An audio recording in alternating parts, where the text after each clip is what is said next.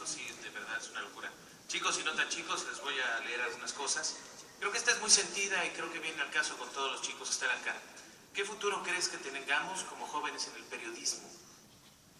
Pues dependerá mucho de ustedes, aunque suene una cosa fácil de responder, pero si nosotros no tomamos las riendas de nuestro futuro, entonces sí, no deparo demasiadas buenas cosas, porque si lo dejamos a las fuerzas del mercado, como dicen, si no hacemos valer por nosotros mismos en la dimensión que cada quien pueda tomar haciendo periodismo o en un gran medio o en un periódico local o inventando los propios espacios, pues no veo cómo podamos construir un ejercicio colectivo de información, de comunicación y de debate público. Lo más importante es creer que se puede y hacer para que se pueda. Es fundamental tener ese motor de vida. No me parece buena idea que los chicos que están estudiando para periodistas tengan en mente que la salida mejor que puedan tener es esperar a que alguien les llame para que se integren al Canal 2, que si les llaman sería una buena cosa, pero está difícil que les llamen por teléfono para que pasen al estudio 5 de las instalaciones. Es un tema donde el impulso personal y colectivo es muy importante. Es muy importante que cada uno de ustedes tome conciencia de su propia construcción. Leer, informarse, inyectarse todos los días curiosidad, es el motor principal de la vida de un periodista. Si no les gusta leer, si les dan flojera los documentos, si mejor preferirían estar en otro lado en lugar de escuchar un debate sobre algún tema, a lo mejor no es el perfil de vida que les convendría.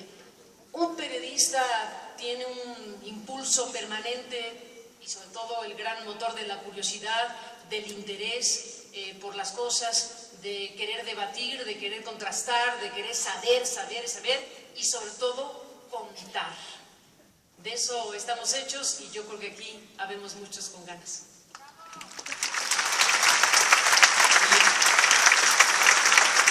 A ver, voy a preguntar, sí, pero es que me decía el otro día alguien de los de comunicación, y te voy a preguntar a ti, ¿tú cómo empezaste? A ver. Pues yo empecé con ustedes en la escuela, en la Universidad Nacional Autónoma de México, en la Facultad de Ciencias Políticas. Mira que yo empecé, como pasan muchas cosas en la vida, por casualidad en una parte. No todo es azar, pero ayuda un poquillo. Yo estaba en la Facultad de Ciencias Políticas y Sociales estudiando en el semestre correspondiente y un amigo mío, que era por cierto floor manager del Canal 13 cuando los tiempos de Imevisión, la televisión del Estado, y me dijo, oye, pues fíjate que van a abrir un programa de finanzas. Y dije, pues eso es lo mío. Ni pálida idea de las finanzas, pero dije, bueno, pues voy a apuntarme, voy a buscar al productor para que me tome en cuenta en su nuevo equipo. Y ahí habíamos muchos chavos que como yo buscaban trabajo sin querer dejar la universidad. Y entonces logré un lugar en aquel programa que se llamaba Monitor Financiero, que fue importante en su momento porque era el boom de la bolsa. Fue un boom que vivió, ustedes son jóvenes, ni se acuerdan, 80, ya aquí les va a dar la cuenta de mi edad, cosa que no quería, pero no. En el 87 estaba un boom bursátil en México, que después, como buen boom, se convirtió en un crack, que fue una serie de desgracias personales para muchas personas que apostaron por la bolsa de valores. El caso es que, para no hacer mucho cuento largo, yo entré a trabajar a ese programa y yo hacía parte de los guiones, hacía investigación para que los conductores del programa pudieran presentar al público informaciones financieras, económicas y de ciertos reportajes. ¿Y cómo es que salí en la televisión? Pues como suele pasar, un chiripazo.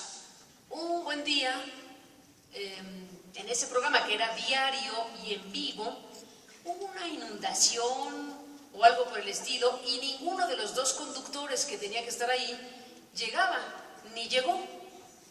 El productor, que recuerdo con cariño, Fernando Valdés, volteó rápidamente a su alrededor y dijo, ¡tú! Y entonces como de chiste, entonces de pronto dije, ¿yo qué? ¿Yo? Entonces, en un segundo, de pronto, estábamos en la necesidad de que 5 minutos después había que salir al aire en un programa donde la que hacía los guiones pues estaba en el micrófono y en la televisión.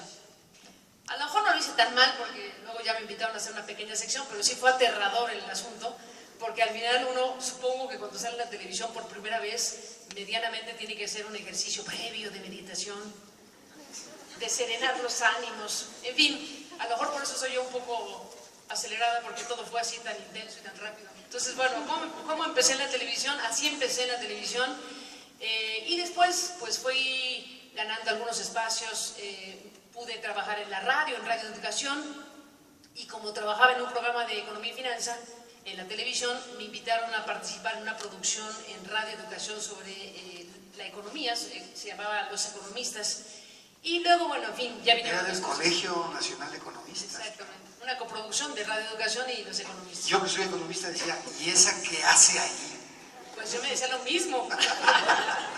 En fin, son pequeños pasos que va dando uno en la vida, y ustedes como chicos, la mayoría de este público que está universitario, que está buscando sus espacios, etcétera, sí ayuda la suerte, sí ayuda al azar, pero hay que trabajar también para ello. O sea, el momento y la circunstancia accidental que en este caso pudo haber ocurrido para que una muchacha que pues estaba estudiando para ciencias de la comunicación, pero que bien a bien uno nunca sabe dónde va a trabajar.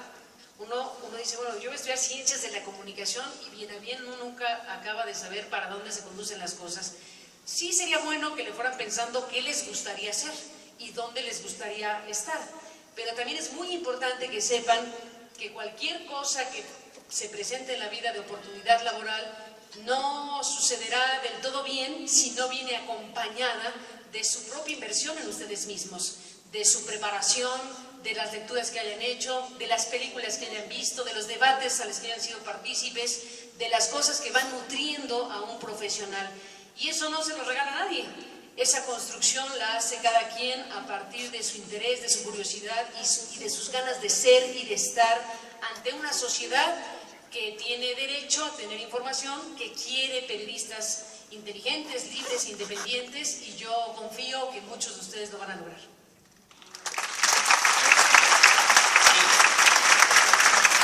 Voy a tratar de resumir algunas de las preguntas, porque muchas van más o menos por la misma dinámica. He puesto algunas acá porque ya han sido contestadas, que tienen que ver con trayectoria, con algunas ideas hacia los jóvenes que quieren trabajar periodismo, etcétera, ¿no? Pero aquí hay algunas que hablan sobre diversos temas de la reforma en telecomunicaciones, cómo va a afectar a tu programa en particular, cómo nos afecta en general a la radio, a la televisión, etcétera, etcétera.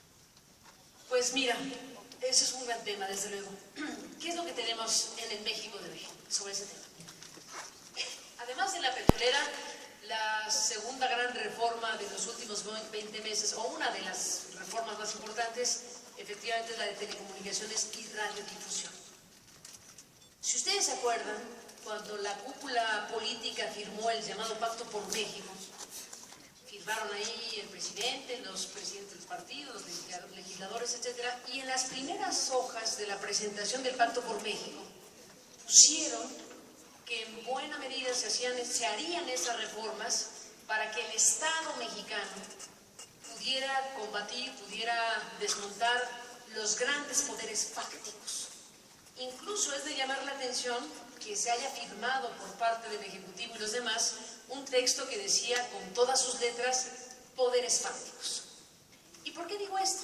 Porque poderes fácticos son aquellos grandes consorcios que por su dimensión, por su tamaño, por su influencia, por su manera de hacer las cosas, se convierten en poderes sin atribuciones legales, pero que tienen efectos enormes en la vida política, en la vida social, en la vida de todos nosotros.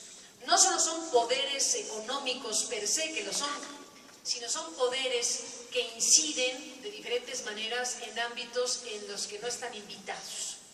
Y no están invitados a hacer cosas como para poner a un candidato desde la televisión. La democracia dice que eso no es así, aunque suceda. Los poderes fácticos son aquellos que pueden conducir conducir las cosas para que la voluntad de una sociedad pues se trastoque al sobreexponer a alguien en campañas atípicas y anormales que hacen inevitable la candidatura de un gobernante en un contexto de esta naturaleza. Los poderes fácticos se pueden dar de diferentes maneras, por ejemplo, poderes fácticos también se dan en el crimen organizado y el narcotráfico. Son aquellas cosas, son aquellos elementos de una realidad nacional que están fuera de los códigos democráticos, que no están en su dimensión y en su respectivo lugar. Todo esto lo digo como antecedente para decir que llamaba la atención que se pusiera en un texto del Pacto por México que había que hacer que el Estado mexicano atemperara o redujera o eliminara a los llamados poderes fácticos, y que no se trata de exterminar ni empresas, ni personas, ni cosa por el estilo, se trata de colocar a cada quien en su lugar para que el asunto funcione saludablemente o en términos democráticos. La reforma de telecomunicaciones estaba llamada en buena medida a hacer eso en lo que tiene que ver con los llamados poderes fácticos de la televisión o del sistema mediático mexicano. Se echó a andar una reforma constitucional cuyo corazón tenía que ver con enfrentar un gigante inmenso como Carlos Slim y todo su poderío económico, enfrentar de otra manera la existencia del pernicioso duopolio televisivo y hacer cosas para que ese gigantismo mexicano, tan dañino a la sociedad y tan dañino a la competencia y tan dañino a nuestras aspiraciones mínimas democráticas, pudiera entrar en otra dimensión. Y entonces se hizo una reforma de telecomunicaciones que tenía en buena medida la idea de que, bueno, vamos a ver, primero, para enfrentar el asunto hay que nombrarlos por su condición. Y entonces no les llamaron dominantes en la ley, les llamaron preponderantes en una parte de esta historia. Y entonces, pues había que identificar quiénes eran los agentes preponderantes en las telecomunicaciones. Pues ahí no hay la menor duda de quién es el preponderante y casi único, que es evidentemente Carlos Slim. En el ámbito de la televisión, pues aunque hay una condición de duopolio, es evidente que Televisa tiene una condición de preponderante en la televisión abierta, como lo declaró el IFT. Tiene una condición de preponderante no reconocida, pero evidente en la televisión cerrada y de suscripción. Y tiene otros elementos que lo hacen un agente preponderante que no solo ha tenido una gran presencia económica, sino ha incidido y sigue incidiendo seriamente en la vida política de este país. Y están otros actores en el mundo de las telecomunicaciones y la radiodifusión. ¿Qué sucedió? Que hubo un juego de fuercitas y lo que se logró en una reforma constitucional, que no fue poca cosa, por cierto, que no fue poca cosa, se fue disminuyendo, se fue modificando con las llamadas leyes secundarias. Y entonces, ¿qué es lo que tenemos en este instante? Tenemos una reforma constitucional de tal tamaño y vino después un proceso donde la presión, la negociación, los cabildeos y los francos cochupos en el Congreso hicieron que las leyes secundarias pudieran ir en contra de buena parte de lo que dice la Constitución. Y entonces tenemos, por ejemplo, como logro de una reforma constitucional, la creación de órganos autónomos del Estado, cuya idea de creación era quitárselos al ámbito político y crear instancias como en las democracias, en donde los que dan y quitan las concesiones, los que reparten el espectro de la nación, sean personajes técnicamente capacitados, autónomos del poder político y cuyas decisiones tengan que ver únicamente con razones económicas de competencia y de capacidad técnica.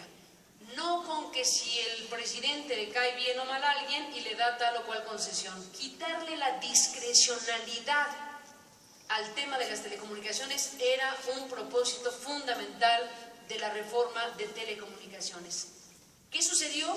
Que frente a lo que estamos es frente a un Congreso que le fue agregando cosas, quitando cosas en una presión muy fuerte, como digo, negociaciones, cochupos y todo tipo de intercambios legislativos que le quitaron dientes y autonomía, por ejemplo, al IFETEL, le zorrajaron a la sociedad mexicana leyes secundarias donde se atrevieron a poner y aprobar y promulgar cosas que van en contra de nuestros derechos personalísimos, datos y protección de nuestra privacidad, y pusieron en las leyes secundarias asuntos absolutamente inadmisibles.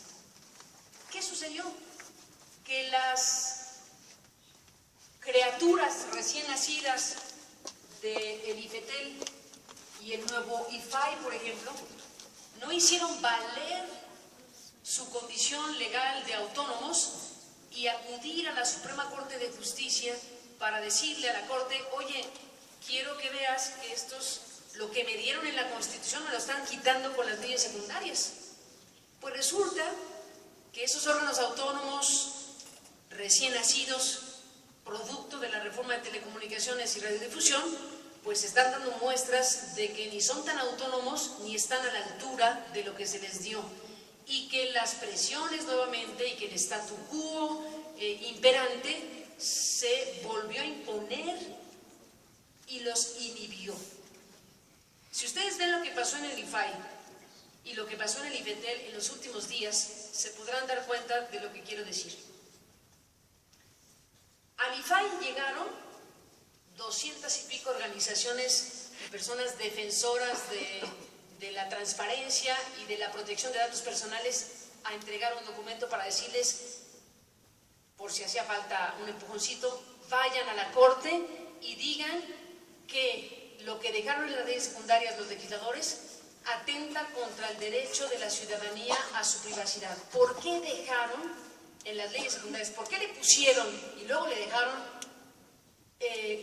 asuntos que nos dejan en total indefensión y que le van a permitir a la autoridad, sin orden judicial, que le pida a los agentes de las telecomunicaciones que resguarden nuestros datos y que, de ser necesario, se los entreguen a la autoridad, dicho muy simplonamente?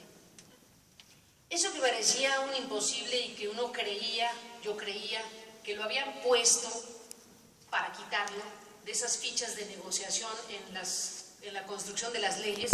Vamos a poner este párrafo que es inadmisible, van a dar una batalla tremenda para que lo quitemos y ya que estén cansados se lo quitamos. Pues no se lo quitaron, a lo mejor porque no se dio la batalla, y entonces ahora tenemos que la autoridad tiene una herramienta absolutamente fuera de toda proporción, que no fue a defender el IFAI, a pesar de que el IFAI tenía atribuciones para decirle a la Corte: quita eso por favor. Queda claro que había una decisión de altísimo nivel en los circuitos de poder y del statu quo de que no se le moviera nada a las leyes secundarias de la reforma de telecomunicaciones. Tan es así que ni eso, que es lo de los datos personales, dio para que fuera a la Corte. Ya no digamos el IFT, el Instituto Federal de Telecomunicaciones, de 7 comisionados, 5 dijeron: no vamos a ir a la Corte. A pesar de que las 2 comisionadas que promovieron una controversia constitucional hicieron los estudios de ceros para identificar 52 atropellos a la Constitución desde las leyes secundarias. ¿Por qué no fueron a la Corte para que la Corte resolviera si sí o si no esas leyes afectan la autonomía del IFETEL, afectan sus atribuciones y un conjunto de cosas absolutamente inadmisibles? ¿Por qué no fueron? ¿Por qué no se ejerció la autonomía que se les dio en lo constitucional? ¿Por qué me temo que lo que se había ganado en un contexto se perdió en el trayecto y que hoy, en la prueba de ácido de estos órganos recién creados, el IFETEL y el nuevo IFAI, pues simple y llanamente la composición que se dio no garantiza ni sus atribuciones ni su propia autonomía? Así que lo que viene en camino, hablando de los efectos de una reforma de telecomunicaciones, hay que instalarlo en ese contexto. La promesa es que habrá mejores contenidos, La promesa es que habrá más cadenas de televisión y que, por lo tanto, la competencia en la televisión y los medios generará mejores condiciones para los televidentes, los usuarios y los ciudadanos. Pues si de eso se trataba. La pregunta es si sucederá. Yo no tengo demasiadas esperanzas porque la opacidad empieza nuevamente a instalarse con mucha eficacia en esos órganos. ¿Por qué algo tan trascendente como ir o no ir a la Corte a decirle a la Corte, oye, me están quitando lo que me dieron en la Constitución? ¿Por qué no fue una sesión pública como debería? ¿Por qué los comisionados no salen a argumentar por qué dijeron no a la Corte? ¿Y por qué un proceso de licitación de las nuevas cadenas de televisión como el que empezó ayer y hoy no se hace más a la luz del día? ¿Quiénes van a participar? ¿Entre quiénes se va a disputar la nueva televisión? ¿Estamos seguros que nos van a garantizar real competencia o se está perfilando una competencia leal? Entonces, lo que en el papel y la Constitución está establecido, tristemente no está teniendo con claridad una aplicación y una instrumentación en esa materia. Y si México no tiene una real competencia, y si México queda atrapado en un duopolio extendido o en una competencia leal a ese duopolio extendido, pues entonces no hay viabilidad real para una verdadera democracia, porque no hay una verdadera democracia si no tenemos contenidos fuertes, firmes, libres, independientes, los contenidos que una sociedad democrática quiere, merece y le son indispensables para funcionar. Así que, pues a lo mejor estoy muy pesimista, pero lo que he visto hasta el momento no me inspira demasiada ilusión, a pesar de que en su momento me pareció que la reforma constitucional sí tocaba los puntos centrales de ese necesario desmontamiento de estructuras como las que han imperado por décadas en México. Lo que me preocupa no es ya la reforma constitucional, que como digo, tiene luces y avances importantes. Lo que me preocupa es lo que pasó después, las leyes reglamentarias y sobre todo hoy su instrumentación. Y sobre todo hoy el comportamiento de aquellas personas a las que se les dotó de autonomía constitucional y que a la hora de la hora y en los momentos cruciales pues han dejado mucho que desear. Así que no abrigo demasiadas esperanzas, espero sinceramente equivocarme.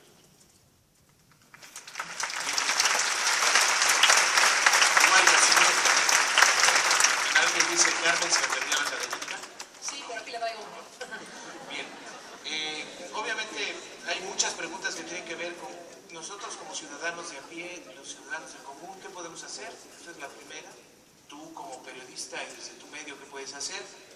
Y hay algunas ideas por acá que dicen que tienes que lanzarte de candidata a la presidencia, candidata a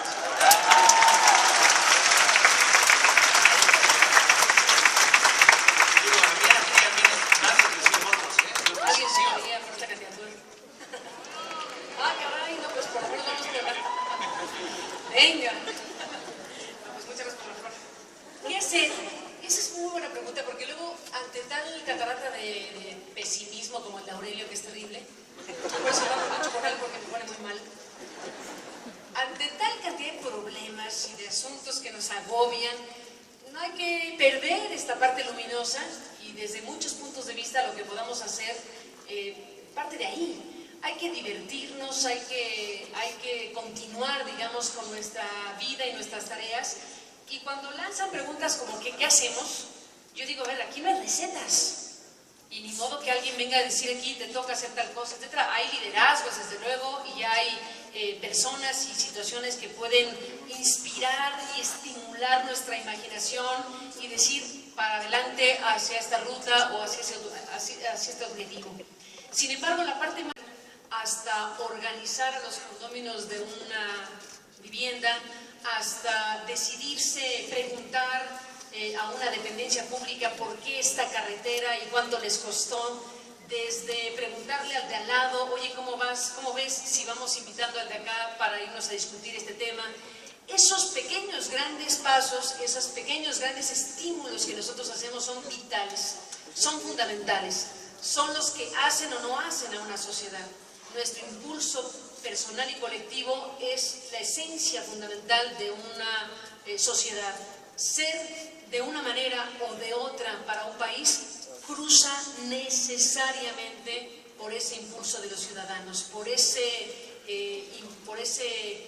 empuje, por esa adrenalina, por esa energía, por esas ganas de hacer que mil cosas. Ya dije 2, 3 tonterías, no importa. El asunto es hacia dónde dirijo yo mi existencia, hacia dónde identifico yo mi razón de ser para mí y para la sociedad. Y eso en las edades que ustedes tienen, en el momento que viven, en este maravilloso tiempo de las universidades, es fundamental. Sacudamos la apatía, sacudamos la indiferencia, alegrémonos de la vida, celebremos lo que hay que celebrar, indignémonos frente a lo que no nos gusta. Vivir el asunto es fundamental. A mí me inquieta siempre cuando veo que jóvenes como ustedes no tienen ese impulso vital.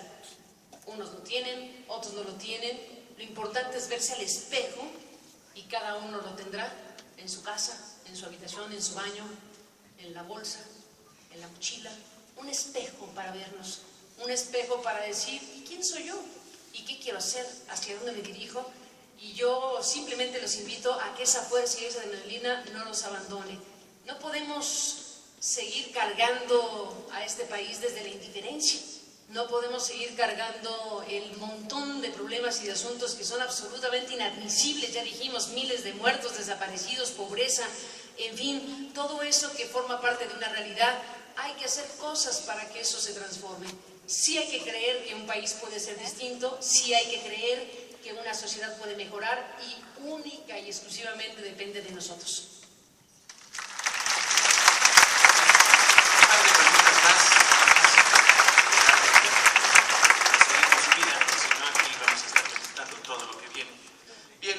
Se han preguntado, hay algunas preguntas que tienen que ver tu relación con la empresa con la que trabajas, con los medios. Obviamente es una empresa que tiene ciertos beneficios. Eso es una inquietud que se ve en algunas de las preguntas. ¿Qué nos podrías decir?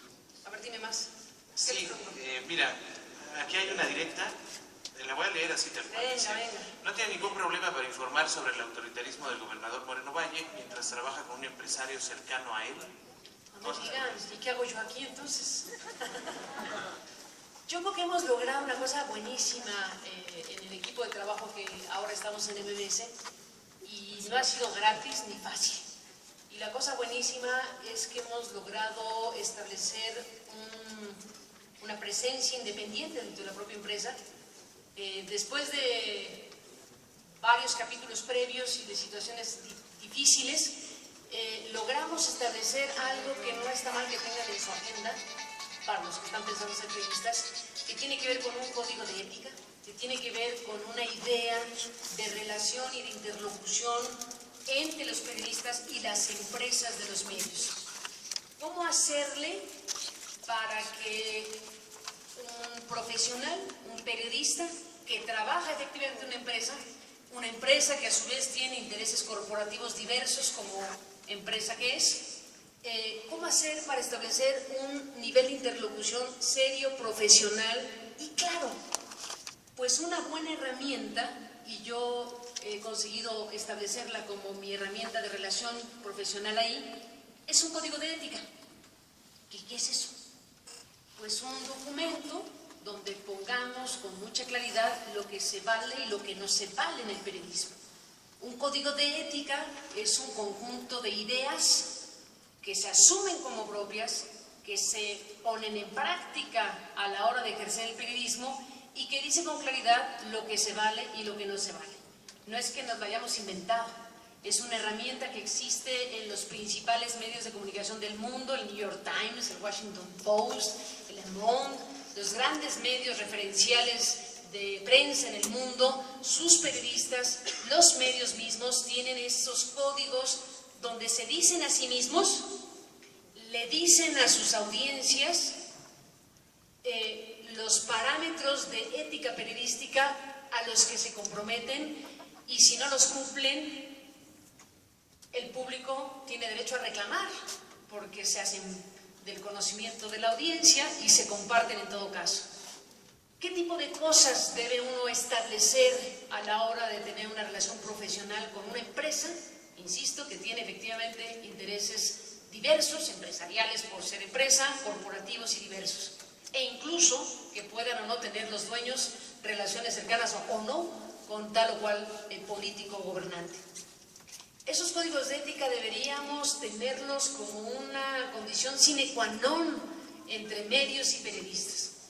En México el asunto es más o menos incipiente. Hay algunos medios que los tienen, hay algunos que ni siquiera se imaginan tener, pero para dar una idea de mi relación con MBS, una parte muy importante tiene que ver con que al iniciar una relación hace 5 años, pusimos por delante precisamente ese código de ética, que funciona si lo ponemos en práctica todos, que nos establece un nivel de interlocución profesional en donde el periodista dice: yo estoy comprometido a informar seriamente, a no vender las entrevistas, a no hacer pasar noticias falsas como si fueran información, a no hacer campaña a cambio de favores o prebendas, a un conjunto de cosas. Ya pueden ustedes consultarlo si lo quieren porque es accesible, y esas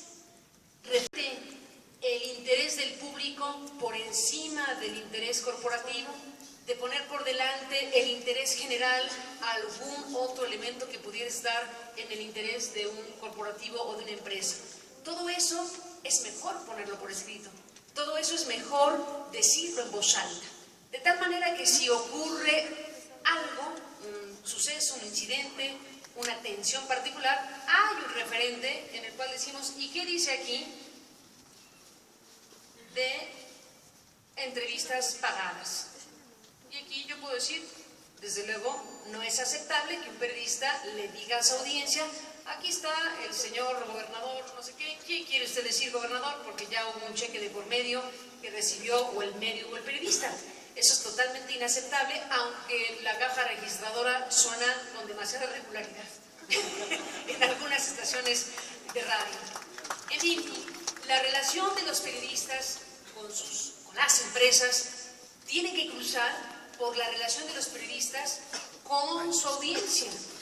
La razón de ser de los periodistas es el comunicarse con la audiencia en un medio que es un negocio, en un medio que es un corporativo, en un medio que tiene que entender que incluso, bueno, no incluso, que es mejor incluso para efectos de proyecto de negocios, que el rating, la audiencia y la credibilidad del periodista, pues al que vende los espacios publicitarios en donde deben ir los anuncios y los espacios publicitarios, le funcionará mejor. Así que yo creo que el tema de los códigos de ética, y en el caso nuestro ya con un paso adicional, con un ombudsman, son los terrenos que debemos pisar como periodistas para resolver bien las tensiones propias de decir o no decir algo que puede afectar a tal o cual persona, que le puede afectar a tal o cual empresario. Es mejor decir: aquí está un código de ética, y mejor aún decir: si el periodista infringe un código de ética, la audiencia puede acudir a un ombudsman, que no es un censor, que no está ahí para decirle al periodista qué decir y qué no decir, sino está para decirle a posteriori: aquí el público te reclama porque hiciste algo que va en contra de tu código de ética. Esas son las